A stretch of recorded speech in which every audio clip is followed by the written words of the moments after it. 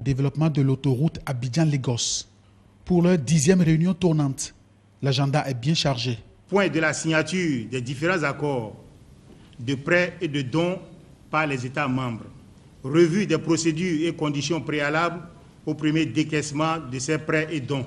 Mise en place de la cellule d'exécution du projet. Signature de l'accord intergouvernemental relatif à l'établissement de l'autorité de gestion du corridor Abidjan-Lagos. Pour le commissaire de la CEDEAO chargé des infrastructures, le programme avance.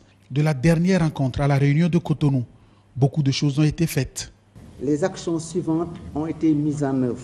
La soumission aux États membres des copies définitives de l'accord intergouvernemental de création de l'autorité de gestion du projet, la finalisation du processus de sélection des experts de la cellule d'exécution du projet, la finalisation de l'évaluation des dossiers techniques en vue du recrutement des cabinets qui vont procéder à l'élaboration des études de faisabilité technique, économique et financière du projet. Le Bénin a signé le traité et ratifié l'accord de prêt avec la Banque africaine de développement. Vu l'importance de ce corridor pour les pays membres de la CEDEAO, un appel est lancé pour la poursuite des efforts en vue de l'aboutissement du programme. La CEDEAO des États et la CEDEAO des peuples ne peuvent se construire qu'avec des infrastructures de transport fiables.